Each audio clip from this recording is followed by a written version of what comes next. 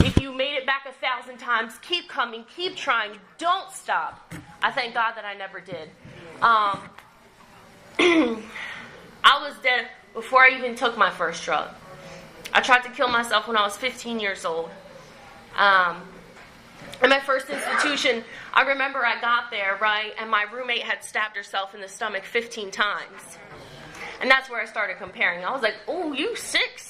You know what I mean? I was like, I just took some Tylenol, you know, hoping to take a nap for a little while. And that's where it began for me, right? Like, I was like, I'm not that sick. I'm just need a little bit of help. They gave me a therapist that told me how to lie really good so she didn't put me back in that motherfucker, you know what I mean? And that went on for a really long time, and I thought, as long as I just smoked weed, I thought I was going to be a hippie and be in the trees in Florida in the warmth. That was my thing, and if you know anything about me, I'm way too preppy to be in the fucking trees. I swear to God, I like electricity, I like all these things. But that's what I thought I was going to be, and I had this emptiness inside of me, and I didn't know what to fill it with, so I filled it with people, places, and things, and it talks about that, right? And none of those things filled that hole for me. I was still really fucking sad all the fucking time, and I wanted to die. And they would give me all these prescriptions and say, this will work, try this one. This will work, try this one. Nothing worked for me. And then I met a man, and he was like, I'm doing heroin. And I was like, we are doing heroin. You know what I mean? And I started shooting heroin when I was 16 years old. And I thought I had made it, right? My mom was too drunk to notice, and my dad was too far gone to even pay attention. And I still got straight A's. Because my dad told me to get 2 educations, right? The lies that we hear outside of the rooms of Narcotics Anonymous. He said, get 1 in the streets and 1 in the books, and you'll never fail. And I was like, I'm going to be the smartest crackhead you ever met. You know what I mean? And I was miserable. I was miserable. That man went to rehab, and I continued to keep using. And I continued to keep using until I was 17 years old, and I got expelled for drug trafficking in the sticks of New Jersey. You know what I mean? I would go pick up a bundle in Camden and go hustle at school because I was poor, right? I just told you at home my home life was broken, and I had to steal, lie, and cheat to get everything I ever had, and I wondered why nothing would fulfill me. And so I got expelled when I was 17 for drug trafficking. And I was like, I am not a drug trafficker. Look at me. You know what I mean? Which meant I got to graduate school early and start nursing school, and everything looked really good on the outside. And deep down, I was shooting heroin, and I really wanted to die. My first treatment center, I was 19 years old because my mom thought it was a really good idea. And I said, yeah, okay, whatever keeps me living in this house. Fine, as long as I have a shower and a place to live, I will go. I did 14 days. And I thought I had arrived. I was like, this is the best thing I ever did. Yay. My mom picked me up. We stopped at the first stop sign. I hopped out the car at the first stop sign she stopped at. I caught a bus to Camden, and I was getting high for the next 7 years. Right? And I say that to say this, that awakenings happen in Narcotics Anonymous. 1 million. They continue to happen. But they also happen when you're getting high. You're just not paying attention to them. So those 14 days, and I was like, I'm ready, and I'm willing, and I wasn't. I so wasn't. But 19-year-old Brittney thought, I'm still going to have a drink when I'm 21, because that's what you do, right? I was like, what am I going to do when I'm 21? Who am I going to hang out with? The bar knows me there, you know? I've been drinking there illegally for 6 years. I'm finally going to get one, you know what I mean? So, I went to my first treatment facility, and here's my first awakening, right? People are coming off. I went to a state-ran facility, and they're coming from their step-down program from jail in their shackles, in their orange jumpsuits. And I'm watching these women break. Like, break. And here's my comparison. I was like, I'm not that bad. My mom's going to pick me up in 14 days. I'm going to go home. I'm not that bad. And I'm watching the lights come on in these women's eyes. And I'm like, why don't I have that? And I've seen something that they had that I wanted, and I couldn't quite get. I wanted to want to stop. I wanted that want that they had that I couldn't get. And I was like, wow, I hope to get there at one point.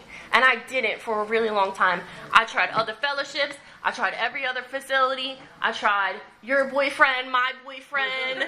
I tried everything. People, places, and things. I it with everything else, and that hole just kept getting deeper and deeper and deeper, and I was sicker and sicker and sicker, and I will never became I will at all costs. Everything must go. It's a flash sale. Your shit's got to go, because I never had shit anyway. I had no spiritual principles, no morals, no boundaries. You wanted what you wanted from me. I was willing to give it at any cost. And I had this moment where I was like, I have nothing left. Come on, man. Right. And it was 7 o'clock in the morning, and I remember, because I didn't believe in a God. I said, if you've been on these streets for long enough, these things happen to you, right? And it makes you question a lot in humanity and in God and what I'm doing here.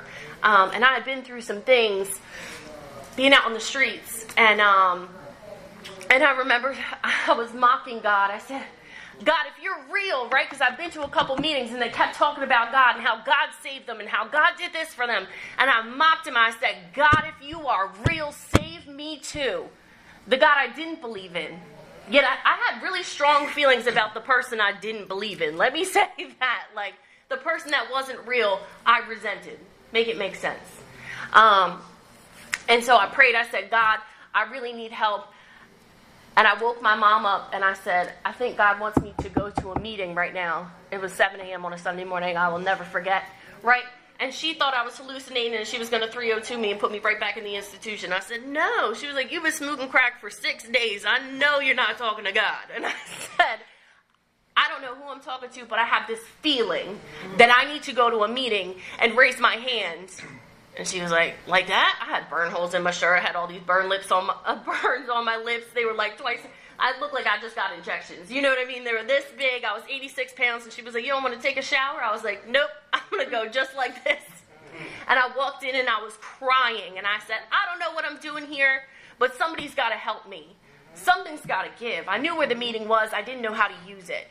And a woman came up to me and said, I'm willing to help you and take you to a Narcotics Anonymous meeting and get you into a treatment center, where I did 8 months. And I stayed clean for 2.5 years after those 8 months, right? And I had some spiritual awakenings in this place. I learned how to grow up there, how to pray, how to be in position, how to be in alignment. But they taught me that, you don't need NA. You just need God. And so I was like, okay, like that sounds, I could do that. I could pray all the time, be in church, do that thing. I went to church one day and I had some clean time.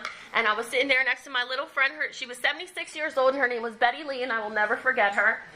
And she was over there knitting, and I was like worshiping. And I was like, Betty Lee, I have this overwhelming desire to smoke crack today. Betty Lee looked at me and was like, don't ever fucking talk to me again. And the awakening went off, and I was like, wrong fucking crowd. I gotta get my ass to a meeting. Betty Lee is not gonna save me from another one, because she's never had one. She doesn't know what to do with my situation. She's clutching her pearls in her purse at the same goddamn time. And I'm like, Betty Lee, I'm not gonna rob you. I'm gonna go to a meeting. You know what I mean? I've never talked to that lady again. God bless her. I share about her all the time. But, right, that was an awakening for me. It takes a village, right? I need God. I need those things. I also need you. I need somebody to understand the insanity going on in my head that says, you don't need to go that here's what my disease. You could drink a Heineken Zero. It says you love the taste of beer. Do that. The last time I did that, I slept with a little person and OD'd 24 hours later. With 2.5 years clean. That's my relapse story. My awakening is, no matter what I do or put in my body, it will never fill that hole. I need to get in with other addicts and talk about the trauma that I've been through. Come on. I need to find the purpose in the pain that I've been through. Come on. I need to find my people. And when I got here, for like the millionth time, now I was too sick, right? Now I'm like, have you ever tricked in your mom's backyard and she found you on your knees? And they're like, no. Now I'm too sick, right? Now I think nobody can reach me and I'm untouchable because I'm the sickest addict. And then I just heard a main speaker tonight talking about 31 years in prison. And I'm like, no, you sick. You know what I mean? I'm like, all right. We a middle addict, you know what I mean? I'm a middle addict, right? And I stayed and I stayed and I listened to all these stories and I listened to all this trauma and I listened and I listened and I listened. And I was like, wow, right? And my mom just died. And if you've been in these rooms, you hear about some parents that pass. How about your kids that pass? There's a lot of women in here that share about losing their children to the disease of addiction that have stayed clean. This woman just celebrated 36 years last week and her son died. And I'm like, oh, that's why I listen. There's my awakening. That's why I listen. It might not apply to me right now, but it will apply to me in the future. I need to stay vigilant. I need to pay attention. Because if I don't, I will die. I'm too scared. There was a time where I wanted to. I just shared that with you. There was a time where I didn't want to live anymore. I am so scared to die. And that is the bitter end for me, right? I've never been locked up. I have died a couple times, and the institutions know me very well, so I don't want to go back there. That is the reality of my disease, right? And so many awakenings happen. I learned in the first step, I talk about it all the time, and I always talk to my sponsees, what step can you apply to this? Generally, it's a first step problem. Generally, it's a first step. They're like, my husband's doing this, he won't listen to me. I'm like, give me a first. What's the only thing you have power over? The only thing I have power over is my own actions and my own recovery. Everything y'all do is y'all business. I don't give a fuck what y'all do over there. But what I'm not going to do is come out on my sixth step and all my character defects is just front and center. I've worked way too hard at this. Way too hard to be the same person I used to be. Because it's easy. It is so easy to go right back. And I need people to remind me, right? I need somebody to restore me to sanity on a regular basis. So I come to these meetings, I pay attention, and I'm awoken every single time. There it is, there it is, there it is. I'm not going to lie, I was just sitting through a meeting, and they were so soft-spoken and so polite, and I was like falling asleep. And I was like, Lord, if I need an awakening, it's right the fuck now, you know what I mean? It is right now. So I stayed in these rooms, and I listened to these messages, and I just decided, like, staying clean is amazing. And this place has so many gifts and so many things to offer. Go back to college. Get a degree. Do the 12 steps. Learn what makes you tick. I want to know why I'm an addict. That's what I want awoken. Why am I an addict? Why did I use drugs? I want to know why. Because so many times in my life, I don't know about your family, or like people who love you, but they'd be like, why are you like this? I have a twin sister, right? And this is how I know it's a disease. I have a twin sister, which is normal. She thinks she's normal. But I have a twin sister. She did coke one time, and she called me, and she said, I don't know why you like this so much. It's not that fun. And I said, you got to smoke it first. You're doing it wrong. It's not the same. And she said, I don't enjoy this. And I was like, we ate the same food, had the same parents, shit on the same toilet, and she is not an addict. I said, I have a disease. Something is wrong with me. So when my mom would ask me why, I didn't have an answer for her, except for like, I'm good at blaming other people. I'm like, look at you. You know, you are the problem. I'm here to say, right, my whole family are addicts. I'm the only one in this program. And I'm still the black sheep of my family while they sit around and drink beer all day. And I'm like, I can be the problem. I will also be the solution. So whenever somebody wants their license back after a DUI, whenever somebody wants to go back to college, I am the first person that they call. Thank God for awakenings. Thank God for awakenings. I wouldn't be here without them. And they happen on a regular basis. So after I've relapsed a million, trillion, thousand times and never stopped trying, keep coming back, don't give up. This program works. And if it didn't work the first time, change something, try it again. If it didn't work, do all the suggestions, try it again. Tell me how it works then. So I did all the suggestions, right? Because I went in there, and I'm a know-it-all, because I've been clean for a couple years, and I just had like a 6-month relapse. And I was like, I know, get a sponsor home group commitment, be in service. And they were like, yeah, you tried that, try something new. And I had this thing where I was like, oh shit, that didn't work. That doesn't work for me. I need to take everything. I cannot cherry pick Narcotics Anonymous. They said do a 90 and 90. In the middle of my 90 and 90, I was living in a sober living house with a bunch of women. I got ran over by a fucking Yukon, riding a bike to work at 7 o'clock in the morning, and I ended up in a sling that they couldn't give me narcotics for because I told them no. And I called my mom, and she said, what are you doing? I said, I'm in the hospital. She was like, what'd you do? You know? So used to me. And I said I was riding my bike to work. She was like, that's lie number one. You ain't got a job, and you don't ride a bike. And I was like, that is accurate. But I need a job. And she said, so that's a lie. And she was like, you want me to come to the hospital? And I said, no. I want to do this by myself, you know. I want to be a grown-up. I want to be a woman. I'm going to call my sponsor. And my sponsor goes, you can miss this meeting. You know, you don't have to, it's okay to miss a meeting. You just got ran over by a car. And it's okay to take a day off. I said, I would have smoked crack after I got hit by this car. I'm going to go to a meeting. And I showed up at the meeting with road rash down the side of my face, my clothes hanging on in a sling, and there was my awakening. And I was like, oh, I'm serious this time. Because the wind could have blown to the left, and I would have been like, I'm going to get high today. Shit. The wind went in the wrong direction. You could have sneezed in the other room, and that could have been a good excuse for me to get high. And when I didn't get high, I was like, holy shit, we are on to something. You know? These things happen, and then I built a foundation. I got a really great sponsor. If you don't think your sponsor is the greatest sponsor in the world, get a new fucking sponsor. Seriously. That's right. If you don't love your sponsor and think they are helping you through the 12 steps, get a new one. So I have a really great sponsor, and we do step work, and we pray together, and we do all these things where awakenings continue to happen. I'd like to tell you they were beautiful and miraculous. They are painful. They are painful every single time. I just got through a 9-step, and my sponsor said, I suggest you make this amends. I said, I don't fuck them people. I don't want to make no amends. You know what I mean? I want to leave them right where they're at, sick and suffering. And she said, you caused harm, right? And you deserve to you have to make an amends, you know, to free yourself.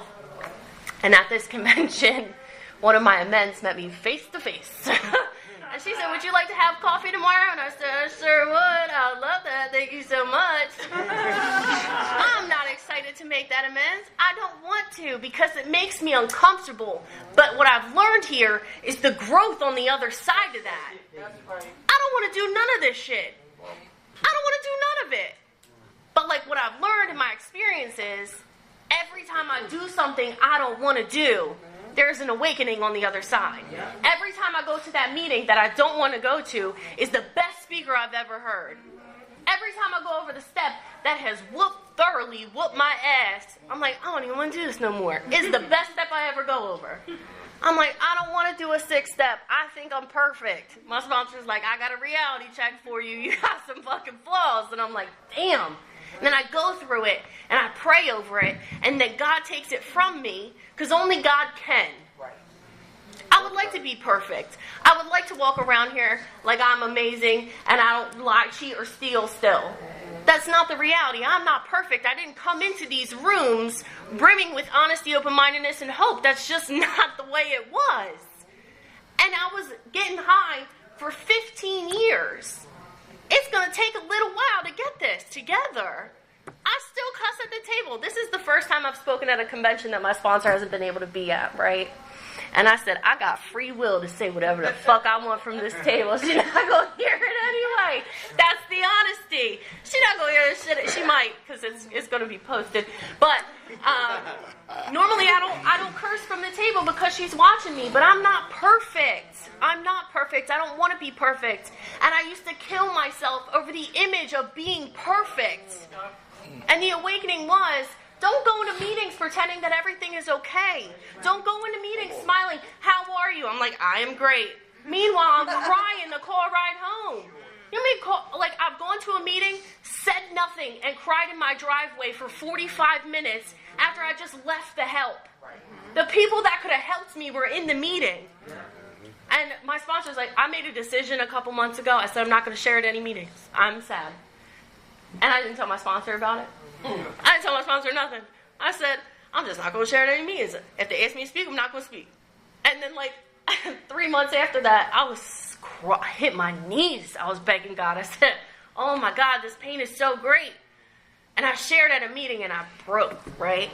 I called my sponsor. I said, I finally shared at a meeting. I haven't been sharing. I told God I wasn't going to share.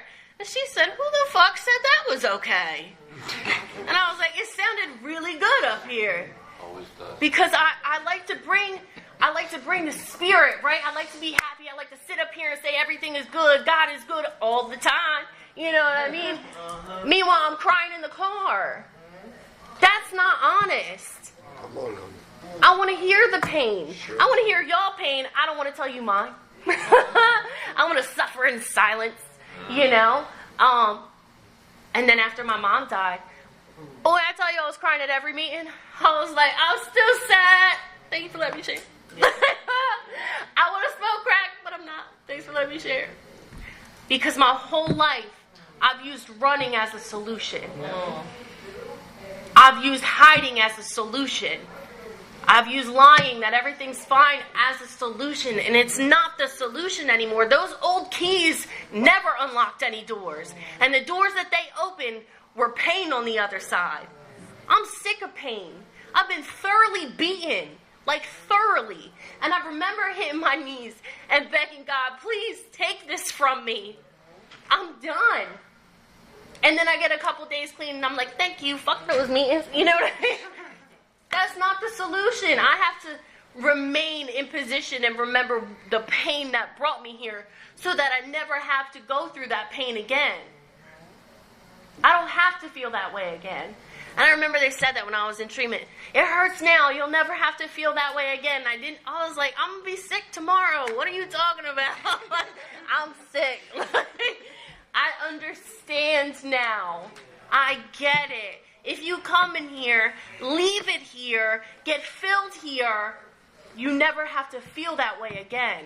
And here's the hope shot, right? You get to give that away. I get to sit up here with a sponsee, with my other sponsees, at a convention, with people I love, because awakenings happened.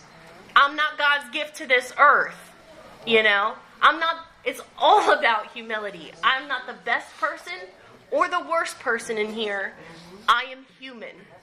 And it is okay to be human. It's okay to be happy, sad, hurt, in pain, whatever it may look like. It's okay. Today I've learned, if you tell a joke, I don't have to laugh if it's not fucking funny. I would. I'd be like, you are hilarious. That shit was not funny. I don't need to boost your ego for you to feel good. I don't need to pretend to be anything. When I got here, I didn't know who I was. I was whatever you wanted me to be. I was whatever the dope man wanted me to be. And then I learned through this process my boundaries, my morals, what I call respect today. I had all these awakenings. And in early recovery, they're so easy to see. You know, I'm like, oh, I got a job. I got a car. This is nice. I'm not riding New Jersey Transit. Like, God is good. And then you stay around a little while, and it's harder for you to spot them, right? It gets a little bit harder. And when I got this commitment, I was a little ungrateful. I'm not going to lie. I said, late-ass fucking time slot. What the hell, right? And then I was like, why did I agree to this? And I shit you not today, 6 or 7 addicts. I couldn't tell you their names. I couldn't tell you where I met them at. I couldn't tell you where I was sharing at. They said, I heard you speak 2 years ago. Thank you for your service. You saved my life that day. And I said, oh, that's why, awakening. I said, oh, that's why I take these commitments. Because it is not about me. It's not about the time I'm going to sleep. It's not about the message I'm about to share. It's about the addict who's still sick and suffering up at 11:30 at night. You guys are the real addicts. You know what I mean? Going to a Narcotics Anonymous and sharing the message. In the first year, it was all about me, all about the things I need, and it still is, right? It's all about the gifts that are given. But today, I like to watch the awakenings happen in other people. Come on, talk about it. I like to see the addict that comes in shaking because they just made it through a near-death experience. And I'm like, can I get you something? Can I get you a hug? Can I get you to the next Narcotics Anonymous meeting? Because I promise you, they saved my life. And they continue to save my life. And they continue to affect others around me. Like, my entire family knows. If you need help, which is the craziest shit, call Brittney. She'll help you. Don't call me for $20. If I'm not giving you no $20. But what I will do, right? I will help you in any way because I learned that here in Narcotics Anonymous. I didn't know how to get a bank account. I didn't know how to keep a job.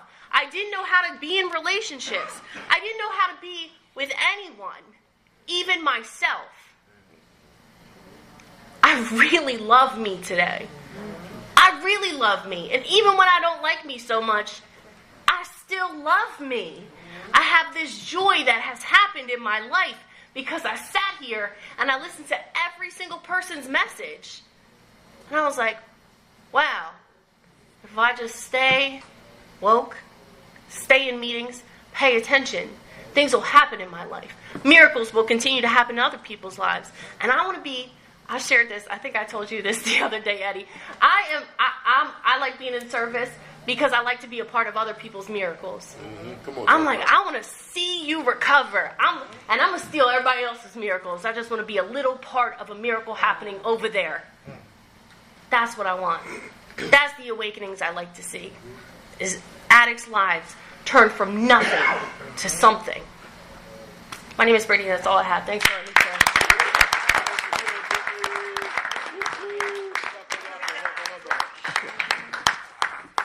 Can we thank Brittney one more time?